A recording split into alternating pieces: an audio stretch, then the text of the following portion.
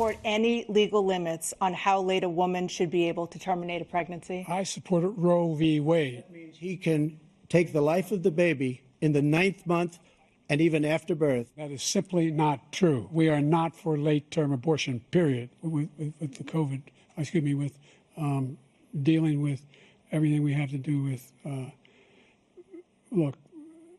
We had the safest border in history. Now we have the worst border in history. There's never been anything like it. There's no data to support what he said. Once again, he's exaggerating, he's lying. And I'm going to continue to move until we get the total ban on the total initiative relative to what we're going to do with more Border Patrol and more asylum officers.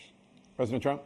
I really don't know what he said at the end of that sentence. I don't think he knows what he said either. If a Republican did that, they'd go to jail. Thank you, President Trump. The only person on this stage is a convicted felon is the man I'm looking at right now. But he could be a convicted felon as soon as he gets out of office. He caused the inflation, and it's killing black families and Hispanic families. There was no inflation when I became president. You know why? The economy was flat on its back. 15% unemployment. He decimated the economy. The only one who wants the war to continue is Hamas. We are the biggest producer of support for Israel of anyone in the world. He said the only one who wants to keep going is Hamas. Actually, Israel is the one, and you should let him go and let him finish the job. The only existential threat to humanity is climate change, and he didn't do a damn thing about it. He wants to undo all that I've done. The Paris Accord was going to cost us $1 trillion.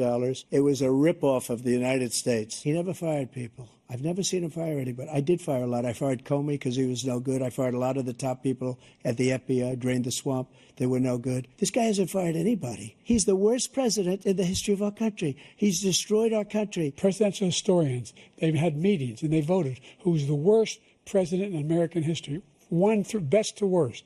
They said he was the worst in all of American history. He will drive us into World War III, and we're closer to World War III than anybody can imagine. President Xi of China, Kim Jong-un of North Korea, all of these, Putin, they don't respect him, and he's going to drive us into World War III. You want to have a war, just let Putin go ahead and take Kyiv, make sure they move on, see what happens in Poland, Hungary, and other places along that border.